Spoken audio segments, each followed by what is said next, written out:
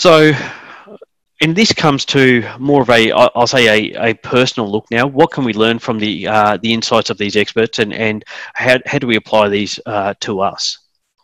And how do we apply these to household finances? So, and I've got here, do you have a budget, a cash flow insight, and a balance sheet?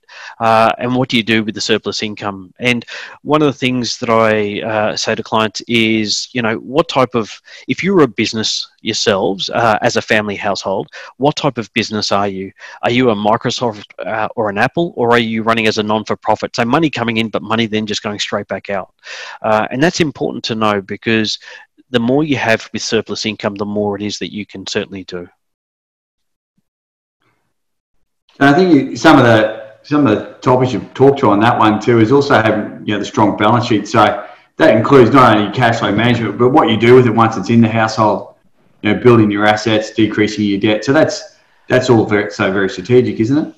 Absolutely, and that's where the strategic advice comes in as well. So some of the discussions that I've had, even the last 24 hours, I've had clients, wasn't a public holiday up here in Queensland. I know it was in Victoria, New South Wales, but yesterday. But last 24 hours, I've been having discussions with one client that was a new client. Question came up, do I pay my mortgage off before I look to do anything, or do I look to invest? And so these are all strategic discussions that we have with clients, and make it's looking at what the client's priorities are, but also then from a strategy point of view, what can we do to build our asset base so we have more, and so we've got more to be able to do more things. And those companies that are prospering on the stock exchange now have all this in place, don't they? As companies, they certainly do. So what we look at for investment purposes as well is looking for companies with strong balance sheets. That's important. Whilst interest rates are extremely low and borrowing is extremely cheap, you're still looking for good, solid companies that are able to make a profit, and it's related to your household finances as well. So as I said earlier, if your household was a business, are you a profitable business? And if you're a profitable business, you're able to go out there and buy other assets. And those other assets will provide you extra income that will allow you to buy other assets. And that's how you can grow your wealth. And that's what good businesses do as well. Yeah. Spend less than what you earn and do something smart with what you've got left. Very simple to say, Paul. Very simple to say. Harder to do in practice. And that's where it does. Look, and not everyone's fantastic at it. And that's where it does take a little bit of time to, get help. Look, from a finance point of view, I know that there are people that are not able to budget. Well, look, guess what? We can help you with that. I mean, we've certainly got people within the business that can help that. And it's not about us prioritizing where you spend your money, but it's about us understanding you and where you want to spend your money and what you're looking to achieve at the end of it. Yeah, very powerful. Thanks, mate. So what do the experts look for, and how can we apply that to household finances, as we've said? So from a client perspective, do you have financial goals and a strategy map to get there, whatever they are? So, as it says here, dream big, set goals, take action. We're no different in terms from a planning perspective when we sit down with clients. It is asking our clients, what is it that you plan on doing? When is that you're going to do it? And I know, as an example, travel's off the cards at the moment. Speaking to clients this morning, David and Helen were actually going to be overseas. They're actually due back over the next few days. Can't do it. They've got a credit for their travel, and they will be looking to travel as soon as they're able to. But what is it that you're thinking about, and how do you make it happen? And it may not be, oh, look, I want to go overseas. It may be actually, hey, I want to look at retiring. I want to stop working a little bit earlier. And we can certainly help you with that in terms of putting plans in place and then actually talking you through, well, what do you need to do that?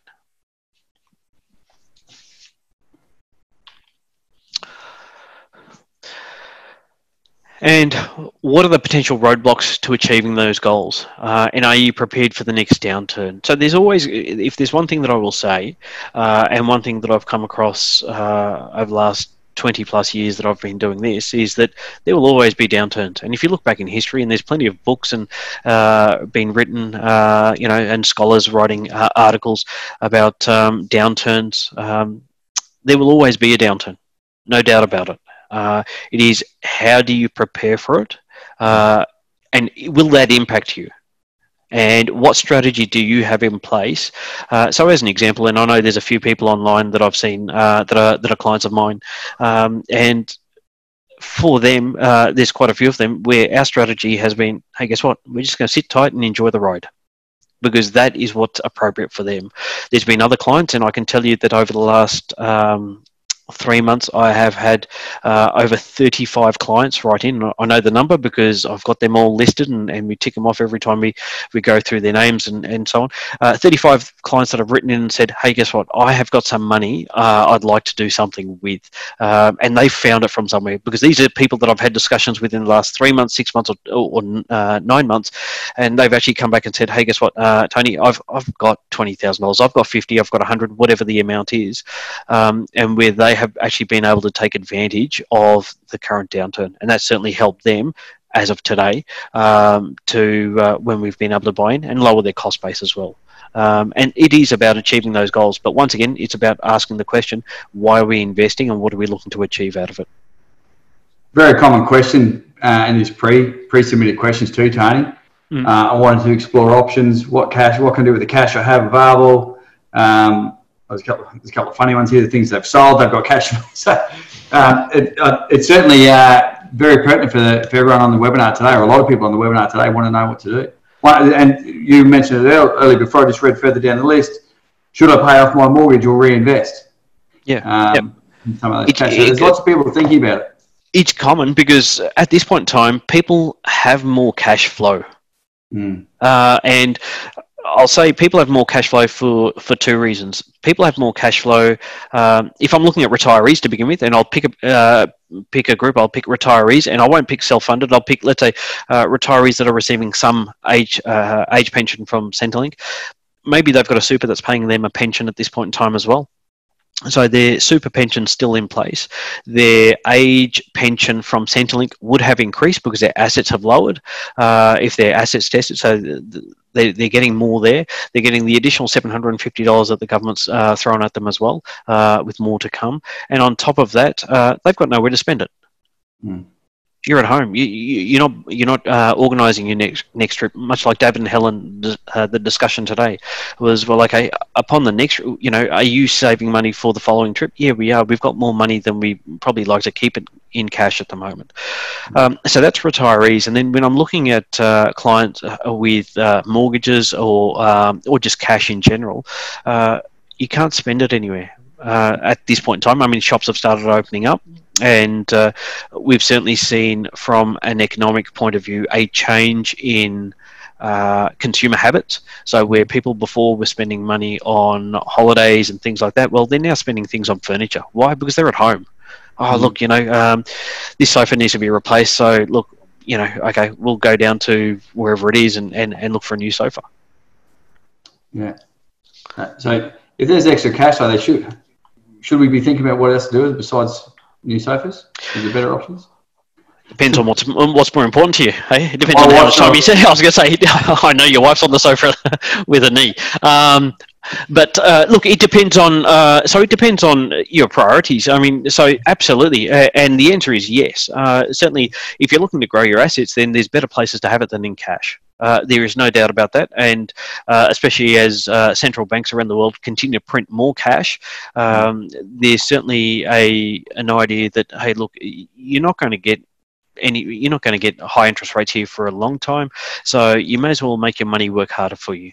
We can all go out and, if it's all about income, we can all go out and get a second job or a third job or whatever the case may be, or you can make your money work harder. Which one do you want to do?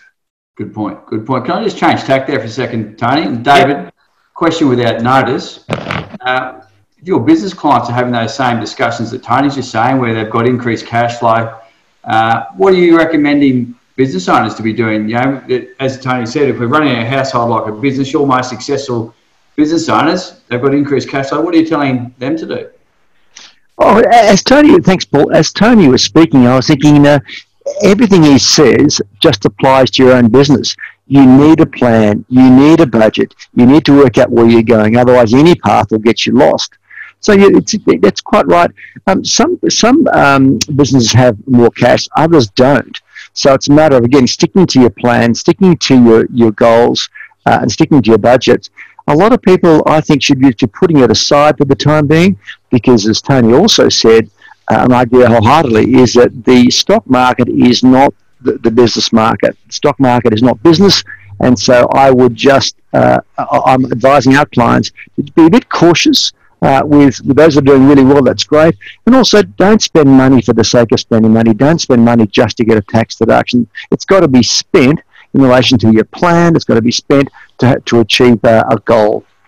Yeah, I love that last bit. Don't spend money for a tax deduction. I'm not good at numbers, but spend $1 to get 30 cents back. Still not going up, is it? It's not making money. Or even Paul, spending $150,000 to get $25,000 from the government when you weren't looking to spend $150,000. Great point. Yeah. So, to be aware. Well done. Thanks, guys.